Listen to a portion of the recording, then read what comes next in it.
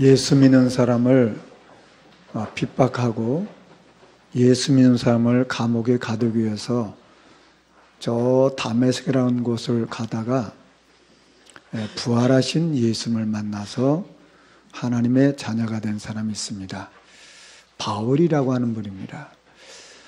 이분이 예수를 믿고 이 예수님을 전하는 일을 하다가 보니까 내가 어느 날 그 다메섹에 가다가 예수를 만났는데 알고 보니까 어머니 태중에 내가 택함을 받았었구나. 내가 이걸 모르고 살고 있었구나. 이런 깨달음이 그에게 왔어요. 그리고 그의 인생이 노년이 되어져서 정말 이제 복음운동이 많이 확산이 되어지면서 이 바울이 어떤 깨달음을 갖게 됐냐면 내가 창세전에 하나님의 택함을 받은 자였구나. 내가 영세전에 택함을 받은 자였구나. 그런데 어느 시간표에 내가 예수를 만난 거지 사실은 창세전에 영세전에 하나님이 나를 구원하시기로 택해 놓으셨구나. 이것을 바울이 깨닫고 우리에게 가르쳐 주셨습니다. 예수님께서 요한복음 15장 16절에 이렇게 말씀하고 있어요. 너희가 나를 택한 것이 아니요 내가 너희를 택하여 세웠다 그랬습니다. 저는 이 말씀들을 묵상하다가 무슨 깨달음이 저에게 왔냐면 정말 내가 예수 믿는 것은 하나님의 절대적인 은혜 속에 있었구나.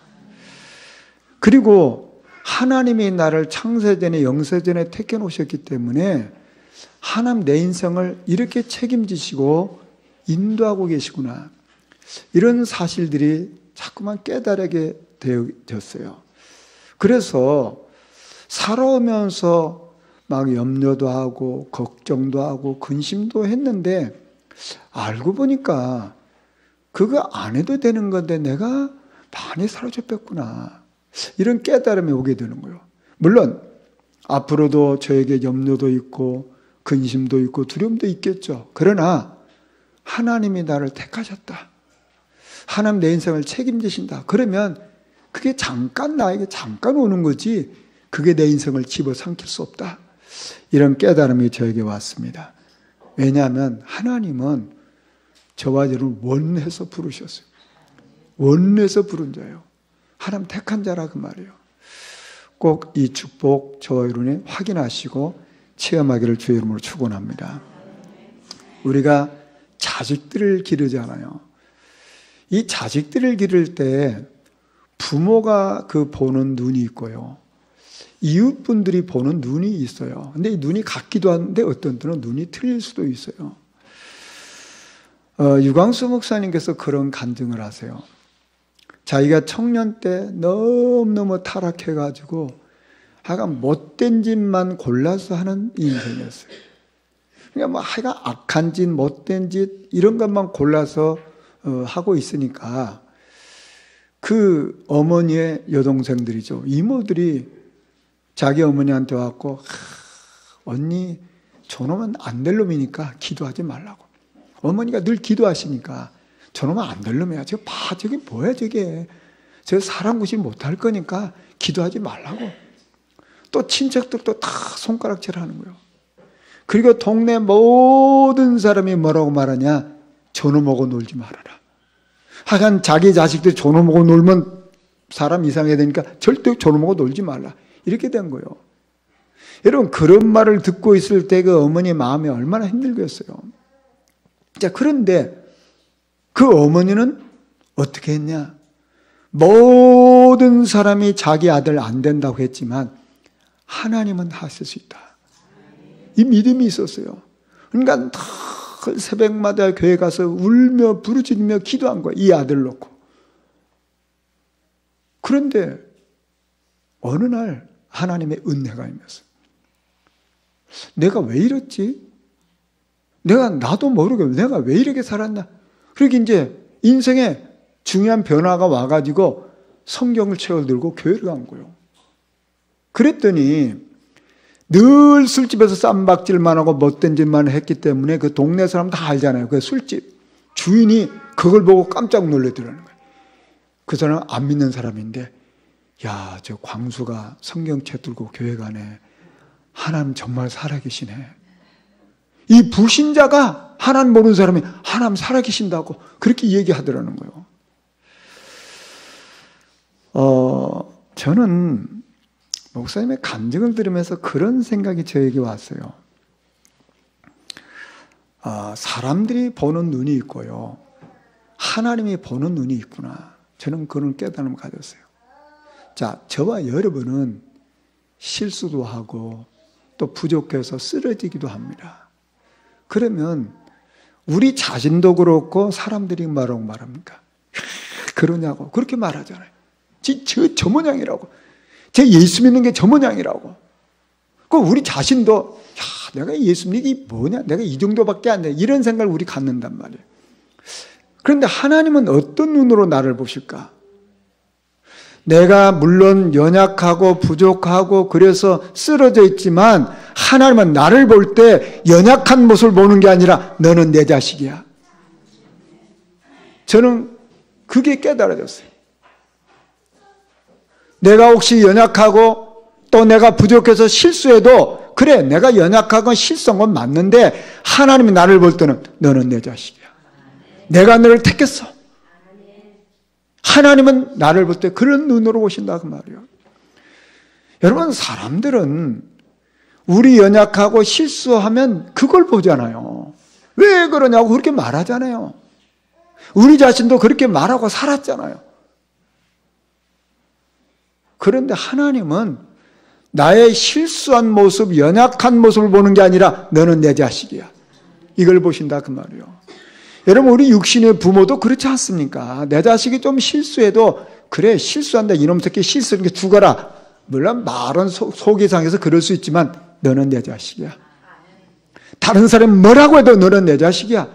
부모의 마음이 이게 있잖아요. 우리는 흔들릴 수 있습니다.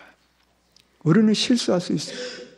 그러면 사람들은 흔들리는 모습을 보고, 실수하는 모습을 보고 너 지금 흔들리고 있지? 너 교회 다닌다 그 모양이야? 이렇게 말합니다. 또 우리 자신도 그렇게 생각해요. 여러분, 속는 겁니다. 하나님은 나를 볼 때 너는 흔들리지만 너는 내 자식이야. 너는 실수하고 어쩌면 너는 내 자식이야. 이게 하나님이 보시는 눈입니다. 사람들은 우리의 연약함에 초점을 두고 있어요. 우리의 실수함에 초점을 두고 있어요. 그런데 하나님의 눈은 어디 있습니까? 너는 내 자식이야. 저와 여러분이 이 눈이 열리기를 주의 이름으로 축원합니다. 우리가 이 눈이 열리게 되면 사람을 함부로 내 기준으로 내 생각으로 함부로 판단하고 심판하지 않아요. 왜요? 그는 하나님 자녀 아닙니까? 그렇지 않습니까?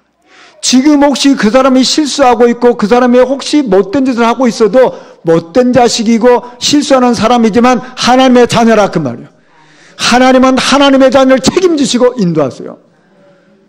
우리는 정말 이 눈이 열리고 사람을 함부로 평가하고 내 수준으로 말하고 또 나 자신도 그 속에 얽매지 말기를 주의 이름으로 축원합니다.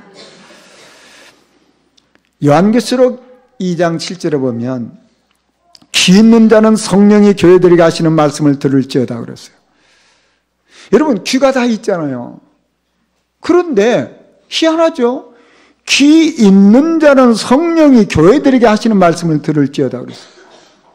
모든 사람이 다 귀가 있는데요, 어떤 사람에게는 이 말씀이 들리고요, 어떤 사람에게 안 들리는 겁니다. 여러분, 잘 한번 보세요. 우리가 모든 말이 다 들립니까? 여러분, 하나님의 말씀이 어느 날 나에게 들리는 날이 와요. 아, 그렇구나. 하나님이 나를 이렇게 이 말씀을 주셨구나. 이게 내 마음에 확 오는 날이 있어요. 그게 사는 날 아닙니까? 근데 그렇게 많은 말씀을 했는데 안 들려. 이거 뭐 내가 어떻게 할 수가 없잖아요. 저와 여러분은 어떤 복을 받으셨나요? 저는 이 땅에서 정말 참된 복이 뭔가? 하나님의 말씀이 들리는 것이 최고의 복이라고 믿습니다. 여러분, 저와 여러분이 하나님의 말씀이 들리면 삽니다. 하나님의 말씀이 들리면 이 말씀이 내 마음을, 내 인생을 바꿔나가는 거예요. 자, 하나님의 말씀이 들리니까 어떻게 됩니까? 요한계시록 1장 3절에 보면요, 어떤 고백합니까? 이 연의 말씀을 읽는 자, 듣는 자, 그 가운데 기록한 것을 지키는 자가 복이 있다고 했어요. 이 말씀이 들리니까 읽고 이 말씀을 지키는 거예요. 여러분, 성경에 이 말씀이 들리는 자의 고백을 들어보세요. 한 사람 예를 들겠어요. 다윗을 보세요. 다윗은 여호와의 율법을 즐거워하고 그 율법을 주야로 묵상한다고 했어요. 여러분, 말씀이 들리는 사람은 이 말씀을 즐거워해요. 그리고 그 말씀을 붙잡고 묵상한다 그 말이에요. 이게 말씀 들리는 사람이에요. 다윗에게는 이 말씀이 들리는 거예요. 그러니까 그래, 내가 이 말씀 듣는 것이 사는 길이란 말이에요. 그러니까 말씀이 즐거운 거예요. 이거 붙잡고 묵상하는 거예요. 그에게는 어려움이 없습니까? 어려움이 왔는데 시편 23편 1절에 뭐라고 고백한 줄 아십니까? 여호와는 나의 목자시니 내게 부족함이 없다고 했어요. 여러분, 우리가 인생을 살아가면서 부족함이 없습니까? 우리 얼마나 많은 것이 필요한데요. 뭐 쉽게 말하면 돈 필요하잖아요. 건강 필요하잖아요. 뭐 필요하잖아요. 그런데 다윗은 하나님이 나의 목자이기 때문에 내가 필요한 게 없다. 무슨 말입니까 지금? 하나님의 말씀이 들리니까 그 하나님 한 분이면 다 된다 그 말이에요. 이게 다윗의 고백이에요. 그러면 다윗이 너무너무 평탄하고 아무 문제가 없기 때문에 그 고백하는 겁니까? 지금 사울 왕이 3천 군대를 풀어가지고 다윗을 붙잡으라고 이 지명수배를 내렸단 말이에요. 자, 그러고 있는데 이 고백하는 거예요. 아무리 왕이 어떻고 3천 군대가 나를 잡으러 와도 하나님이 나의 목자이기 때문에 나는 부족함이 없다. 이게 다윗의 고백이에요. 왜 그럴까요? 하나님의 말씀이 들리니까 하나님 믿어지는 거예요. 하나님이 내 인생을 책임진다 그 말. 이게 믿어지는 거 아닙니까? 그 다윗이 훗날 왕이 됐어요. 왕이 됐을 때 그 고백이 뭔지 아십니까? 시편 21편 1절에 보면 여호와여 왕이 주의 힘으로 말미암아 기뻐하며 주의 구원으로 말미암아 크게 즐거워하리로다. 내가 왕 됐기 때문에 즐겁다 그런 얘기가 아니에요. 내가 선거이기 때문에 즐겁다 그런 얘기가 아니에요. 그런 차원이 아니란 말이에요. 나는 주의 힘으로 말미암아 기뻐하고 주의 구원으로 말미암아 크게 즐거워한다고 했어요. 저와 여러분에게 하나님의 말씀이 들리는 이 축복 속에 인도받기를 주의 이름으로 축원합니다. 예수님께서 십자가에 못 박혀 돌아가시면서 마지막으로 하신 말씀이었어요. 다 이뤘다고 했어요. 하나님이 다 이뤘다면 다 되는 거잖아요. 복음이면 다 되는 거잖아요. 그러면 예수님께서 십자가에서 다 이뤘다는 것은 뭘 다 이뤘다는 겁니까? 우리 인간을 그렇게 속이고 망하게 하고 결국은 지옥으로 끌고 가는 이 마귀머리를 박살내셨다 그 말이에요. 내가 아무리 발버둥 쳐도 해결할 수 있는 이 죄 저주를 이 완전히 십자가에서 끝내버렸단 말이에요. 결국 우리 인생이 실컷 살다가 어떻게 됩니까? 지옥으로 끌려가잖아요. 십자가상에서 지옥 권세를 꺾어버렸다 그 말이에요. 그래서 다 이루신 거예요. 그렇다면 저와 여러분이 정말 그리스도가 나의 주인 되면 다 되는 거잖아요. 그리스도가 나의 왕이면 다 되는 거잖아요. 그리스도께서 완전히 우리를 해방시켰잖아요. 그리스도께서 우리에게 천국까지 보장하셨잖아요. 우리가 이 땅에 살아가면서 절대 망하지 않도록 속지 않도록 뱀과 정갈을 밟으며 원수의 모든 능력을 제할 권세를 주셨잖아요. 그래서 그랬던 복음이면 다 되는구나. 이게 저에게 자꾸만 밀려오는 거예요. 저와 이런 문제가 뭡니까? 뭐가 문제입니까? 정말 우리가 문제 중에 문제가 뭔지 아십니까? 하나님이 안 믿어지는 게 문제잖아요. 그리스도께서 십자가상에서 다 이뤘다고 했어요. 이게 깨달아지면 그 문제는 전부 다 발판이 되는 거예요. 오늘 창세기 26장에 보면 이삭이 그 땅에서 농사를 했어요. 그 땅이 어떤 땅입니까? 하나님이 있으라고 하는 땅이에요. 이삭은 살기가 힘드니까 애굽 땅으로 가려고 했어요. 그런데 하나님이 나타나서 너 이곳에 있으라고 했어요. 이곳에. 네가 이곳에 있으면 내가 너에게 복을 주겠다고 했어요. 그래서 이삭은 바로 그가 있는 그곳에서 농사를 지었어요. 여러분, 저와 여러분은 지금 내가 살고 있는 이곳에서 하나님의 인도받는 게 가장 바른 겁니다. 저와 여러분이 있는 이곳에서 응답받고 이곳에서 축복받는 게 하나님의 원하시는 거예요. 자꾸만 내가 있는 곳을 피해가지고 어디 가면 뭐가 있는 걸 착각하는 거예요. 그거 착각 아닙니까? 지금 저와 여러분이 있는 이곳에 하나님의 계획이 있다 그 말이에요. 우리가 같이 예배드리고 있는 이곳에 하나님의 축복이 있잖아요. 우리가 만나고 있는 이 사람에 대한 하나님의 계획이 있잖아요. 저와 여러분이 만나고 있는 이 사람 안에 축복도 응답도 다 담겨 있어요. 지금 이삭이 그 땅에서 농사를 했어요. 그런데 하나님이 어떻게 하셨습니까? 그에게 복을 주셨다고 했어요. 어느 정도 복을 줬냐? 농사를 했는데 100배. 그리고 어느 정도 복을 줬냐? 창대하고 왕성하게 됐어. 아주 거부가 됐다고 했어요. 그리고 소가 떼를 이루고 농사를 크게 해야 되고 가축이 많아지니까 농사를 도와줄 사람, 그 다음에 가축을 기를 사람 많아져야 되는 게 종이 많아진 거예요. 저는 이 말씀을 보면서 그런 깨달음이 저에게 왔어요. 이건 육신적이고 물질적인 복이잖아요. 눈에 보이는 거잖아요.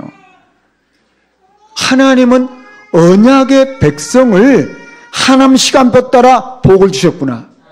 그렇다면 저와 여러분이 언약 붙잡고 있다면 분명히 하나님은 눈에 보이는 축복까지 주신다 그 말이에요. 이거 붙잡으셔야 돼요. 어느 정도 하나님이 그를 복을 주셨냐? 블레셋 사람들이 그를 시기했어요. 그래가지고 이 사람들이 하는 일이 뭐예요? 그 아버지가 팠던 우물까지 다 메꿔버리는 거예요. 여러분, 이 사람들이요, 시기심에 사로잡혀 버리면요, 이게 눈이 어두워져 버립니다. 아니, 우물을 막아버리면, 맞아, 물이 없으면 어떻게 됩니까? 농사 못 짓잖아요. 그럼 어떻게 됩니까? 가축 못 기르잖아요. 그럼 어떻게 됩니까? 사람 못 살잖아요. 한마디로 무슨 얘기입니까? 죽이는 일만 한다 그 말이요. 죽이는 일 누가 하죠? 사단이 하는 거잖아요. 이 사람들이 시기한다. 이것이 결국 뭡니까? 사단이 사용하는 방법이에요. 그래서 그 시기 때문에 농사도 못 짓게 물을 다 막아버려가지고 그 농사 못 짓게 하고 가축 다 죽게 하고 그 사람 죽게 만드는 거예요. 사람이 시기심에 사로잡히면요, 이렇게 눈이 어두워지고 판단력이 흐려집니다. 그래서 하는 일마다 망한 짓만 해요. 죽이는 일만 한다 그 말이에요. 요한복음 10장 10절에 도적이 오는 것은 도적질하고 죽이고 멸망하는 것뿐이라고 했어요. 참 불행하고도 이 사람들이 사단의 도구가 되잖아요. 왜요? 시기하다가. 이제 거기서 끝나지 않아요. 아비멜렉 왕이 이삭에게 찾아와서 네가 우리보다 크게 강사한 적 우리 떠나라고 그랬어요. 이제 아예 거기 떠나라고 했어요. 이삭의 터전을 뺏어버렸어요. 아비멜렉은 원래 이삭을 도와줬던 사람입니다. 참 사람들의 심보가 이상하죠. 이 어려운 사람은 조금 도와주려고 합니다. 근데 이 사람이 조금 크면요, 시기하지, 쫓아내지. 세상 모습 똑같잖아요. 똑같습니다. 우리가 조금 막 어려움다고 그러면 좀 불쌍히 여기는 사람이 있어요. 근데 우리가 좀 잘 돼봤어요. 막 시기해가지고 막 쫓아나고 막 경쟁하고 막 헐뜯고 막 그러는 거예요. 똑같잖아요, 이게. 이제는 너를 도와줄 수 없으니까 떠나라 그 말이에요. 이게 완전히 사단의 앞잡이들의 모습이에요. 저는 이 말씀 보면서 그래, 하나님이 축복하시는데 누가 막을 수 있냐 그 말이에요. 아니, 이삭이 농사를 했는데 100배 축복을 받았다 그 말이에요. 100년의 응답을 받았다 그 말이잖아요. 쉽게 말하면 우리가 평생 먹고 살 것 다 하나님 주셨다 그 말이잖아요. 하나님이 복을 주심으로 그랬어요. 사람이 노력하는 것보다 하나님의 축복이 임하면요, 이건 막을 자가 없는 거예요. 그렇지 않습니까? 하나님이 축복해버리면 누구도 이걸 뺏어갈 자가 없어요. 막을 자가 없다 그 말이에요. 그렇다면 만약에 하나님이 뺏어간다면요, 그걸 누가 붙잡고 있겠어요? 바람같이 없어져 버리는 거예요. 저와 여러분이 무엇을 깨달아야 될까요? 하나님이 복을 주시는 분이에요. 여호와께서 복을 주심으로 이걸 누가 막을 자가 없어요. 시편 121편 1절에 보면 내가 산을 향하여 눈을 들리라. 나의 도움이 어디서 올까? 나의 도움은 천지를 지으신 여호와에게서로다이다. 저와 여러분이 하나님을 바라보면요, 하나님이 우리의 시간표 따라, 하나님 시간표 따라 하나님이 역사하시는 거예요. 우리에게 이런 영적인 눈이 꼭 열려야 될 줄 믿습니다. 여러분, 이삭이 이런 축복 받았다, 이게 오늘 말씀이지 않습니까? 이건 눈에 보이는 축복이에요. 그런데 저는 이삭이 받은 축복은 이 눈에 보이는 것은 있다고도 없어져요. 그렇지 않습니까? 그런데 이삭이 어떤 축복을 받았을까요? 하나님을 아는 축복을 받았고요, 하나님 앞에 기도하는 축복을 받은 사람이에요. 여러분, 이삭의 생애를 한번 생각해 보세요. 어릴 때부터 엄마 아빠로부터 무슨 얘기를 들었겠어요? 아빠는 나이가 너무 많았다. 엄마도 너무 나이가 많아서 아이를 낳을 수가 없었다. 근데 하나님이 내 몸에서 아이를 주겠다고 말씀하셨다. 그런데 도저히 이해가 안 된다. 왜냐하면 내 나이가, 또 엄마의 나이가 애를 가질 수 없는데 하나님 주시겠다고 했다. 그래서 우리도 모르게 불신앙도 하고 그랬다. 그런데 하나님 말씀하신 대로 내가 나이 100세 될 때, 네 엄마 90대 됐을 때 너를 낳았다. 이걸 한두 번만 들었겠습니까? 어릴 때부터 엄마 아빠부터 늘 얘기 들었을 거 아닙니까? 여러분 보시죠. 믿음은 어디서 옵니까? 들음에서 오는 거예요. 너는 하나님이 낳게 했단 말이에요. 하나님의 능력은 정말 사람의 우리 방법을 뛰어넘는 거다. 이걸 수없이 들었어요. 하나님은 능력의 하나님이구나. 그리고 이삭이 어린 시절 자기 기억에도 있잖아요. 오늘 아버지가 야 이삭아 너랑 어디 좀 가야 되겠다. 너 어디 가요? 아무 말도 안 하시는 거예요. 그래 가자. 3일 갔어요. 아버지 뭐 하시는 거예요? 하나님이 번제를 드리라고 한다. 그래요? 그러면 번제 드리면 양이 있어야 되는데 양은 어디 있죠? 하나님 준비하신단다. 그리고 사흘길을 가서 모리아산에 올라갔는데 제단을 쌓는 거예요. 그러니까 아들이 아빠를 도와서 제단을 쌓았을 거 아닙니까? 제단을 다 쌓고 나서 자기를 꽁꽁 묶는 거예요. 아버지 뭐 하세요? 하나님 너를 번제로 드리라고 한다. 그래서 자기를 묶어놓고 칼을 들어서 죽이려고 하는데 그때 아브라함아 부르잖아요. 이걸 아브라함만 들었겠어요? 어린 이삭도 들었겠죠. 그런데 보니까 숫양이 준비되어 있는 거예요. 여러분 어릴 때의 이 경험은요 평생 가는 겁니다. 내가 죽어야 되는데 하나님이 양을 준비해 놓구나. 이걸 이삭이 가슴속에 새기는 거예요. 그 아버지 기도의 사람이잖아요. 그 어머니 기도의 사람이잖아요. 보시죠. 이삭이 받은 축복이 뭡니까? 하나님 능력이 믿어지는 거예요. 기도의 능력이 믿어지는 거예요. 지금 우리는 이삭이 눈에 보이는 축복을 받았구나. 물론 그건 눈에 보이는 거예요. 그런데 그 내면에 어떤 축복이 임했습니까? 영적인 축복이 임한 거 아닙니까? 그렇다면 저와 여러분이 우리 후대들에게 무엇을 물려주는 게 가장 복될까요? 저는 우리 후대들에게 영적인 축복을 물려주는 것처럼 귀한 게 없다고 저는 믿는 사람입니다. 이삭의 어머니 아버지가 그 아들에게 물려준 게 뭡니까? 하나님은 능력의 하나님이다. 하나님은 우리의 기도에 응답하시는 분이다. 이걸 물려준 거 아닙니까? 25년 동안을 기도했잖아요. 이삭을 놓고요.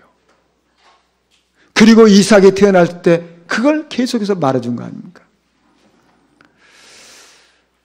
태어나서도 어머니 아버지의 인생을 보지 않아요. 우리가 어릴 때 어머니 아버지가 어떻게 사는지 그거 보지 않아요. 기도하고 하나님 능력 믿고 인도받는 걸 봤다 그 말이에요.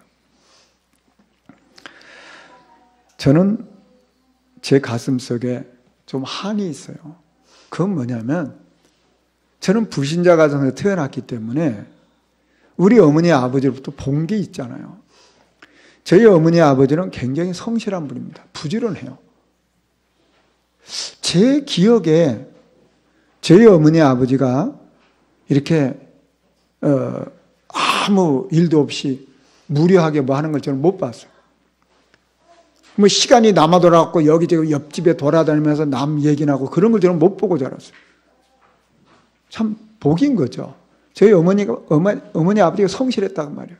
그런데 하나는 모르니까 잘한다고 하시는 게 제사 지내는 거예요. 저희는 또 장사하고 그랬으니까 매달 제사를 해요. 매달 제사 집에서 지내지 또 큰 집 가서 제사하지. 그게 내가 어릴 때 본 거예요. 그래 참 그 우환질고가 얼마나 많았습니까? 그래서 정말 나는 우리 후대들에게 어릴 때부터 예배드리고 기도하고 찬양하고 이거 심어주는 게 모든 것이다. 저는 그게 굉장히 강하게 제 마음에 있어요. 어제 우리 어머님 생신이라서 제 여동생 집에서 생일 예배를 제가 드리고 이제 저녁에 왔어요. 근데 제가 우리 가족들한테 그런 얘기했어요. 너희들도 알다시피 어머니 정말 성실한 분이다. 뭐 우리 가족이 다 알잖아요. 어디 가서 뭐 한눈 팔고 있는 사람도 아니고 남의 얘기한 사람도 아니고 그런 분이다. 그런데 얼마나 어려움이 많았냐. 하나님 은혜로 우리가 예수 믿고 이렇게 복을 받았다. 정말 우리가 우리 후대들에게 이 예수 이게 전하는 게 우리의 인생이고 이게 최고의 축복이다. 그런 얘기를 드렸잖아요. 식사하고 그러는데 우리 어머니가 하신 얘기예요. 우리 어머니 하신 아이고 너무너무 인생을 너무너무 힘들게 살았다. 너무너무 힘들게 사는데 내가 노년에 이렇게 복을 받고 살이를 하고 내가 어떻게 생각했냐. 그런 얘기 하시는 거예요. 여러분, 우리 후대들에게 무엇을 심어야 될까요? 정말 하나님의 능력을 믿는 그 믿음과 그 말씀 붙잡고 기도하는 이게 모든 거예요. 아브람과 이 사라가 그 아들 이삭이 심은 게 이거 하나잖아요. 여러분 보시죠. 사무엘의 어머니 한나 기도의 어머니잖아요. 그게 어릴 때부터 엄마의 기도하는 모습을 보고 자라잖아요. 그게 사무엘입니다. 한 시대 하나님 앞에 쓰임받는 거예요. 참 우리 인생이 이렇게 우리 후대들에게 하나님의 능력을 알 수 있도록 하고 기도할 수 있도록 도와준다면 이 아이는 다 되는 거 아닙니까? 아이가 혹시 뭐 이상해 있어도 상관없어요. 부모가 기도하고 있다면 그거 걱정할 거 없어요. 하나님 시간 빼고 분명히 있기 때문에. 그리고 우리 아이가 정말 기도하는 아이가 됐다면 걱정 하나도 없어요. 왜냐하면 하나님 인도 받기 때문에. 이삭이 부자가 됐어요. 그게 중요한 게 아니고 하나님 능력을 믿었고 기도의 비밀을 알고 있단 말이에요. 그러니 당연히 그것은 따라오는 거 아닙니까?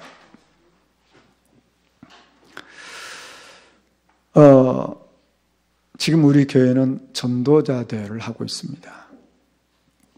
이번 한 달 동안 늘 그래야 되지만 우리가 이번 한 달 동안 좀 마음을 모아서 전도를 좀 생각하자. 내 주변에 내가 만나고 있는 사람에 대한 하나님의 계획이 있기 때문에 이 만나고 있는 사람을 놓고 기도하고 이 사람 분석도 하고 이분을 어떻게 도와줄까? 어떻게 복음 전할까? 우리가 이것 놓고 기도하고 생각하자. 이게 지금 전도자 대회입니다. 여러분 보시죠. 저와 여러분이 지금 내가 만나고 있는 사람을 정말 어떻게 복음 전할까 이 생각하고 기도하고 있는 이 자체가 응답이요. 그것 자체가 이미 축복이라 그 말이에요. 우리는 열매나 하나님 손에 있는 거예요. 하나님은 우리 중심과 생각을 아시잖아요. 내가 전도를 놓고 생각한다? 내 주변에 만난 사람 없고 하나님 계획이 뭘까? 어떻게 저분 전도할까? 이것 자체가 이미 응답의 축복이라니까요. 오늘 저는 찬송가 370장을 선택했어요. 여러분 후렴에 보시면 주님을 찬송하면서 그랬어요. 자, 저와 여러분이 내가 정말 하나님이 원하시는 일을 해야지 하고 가는데 어떤 일이 생길 수 있어요? 예를 들어 볼까요? 사도행전 16장에 보면 바울이 전도하러 가는데 귀신 들려서 점치는 여종이 있어요. 자, 귀신 들려 있는 사람을 봤단 말이에요. 얼마나 불쌍합니까? 그래서 기다리다가 이 사람한테 복음을 전했어요. 근데 웬 은혜입니까? 귀신이 쫓겨났어요. 이 사람 치유받았단 말이에요. 얼마나 감사한 일입니까? 그러니 이것 때문에 이 바울과 신라를 갖다가 이 사람들이 막 채찍을 때리고 감옥에 가두고 이렇게 했어요. 그게 사도행전 16장입니다. 이거 얼마나 억울한 일입니까? 아니 못된 짓 하는 게 아니고 그 영혼을 살려놨는데 칭찬받을 일인데 그게 막 채찍을 때리고 감옥에 가뒀다니까요. 여러분 사람이 언제가 제일 아픈지 아십니까? 여러분 병든 사람 잘 보세요. 밤이 힘들거든요. 그렇게 채찍에 맞고 감옥에 갇혔는데 밤이 됐어요. 사도행전 16장 25절에 이렇게 말하고 있어요. 바울과 신라가 찬송하며 기도했다고 했어요. 자, 지금 얼마나 억울한 상황입니까?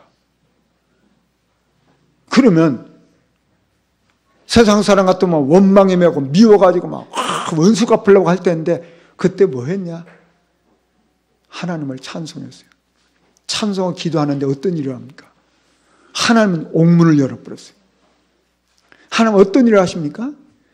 그 감옥을 지키는 최고 대장인 간수가 복음을 받은 거예요. 자, 하나님 이렇게 문을 여셨어요. 여러분 보시죠. 사람들은 착각하는 겁니다. 이 바울을 감옥에 가두면 되는 줄 알아요.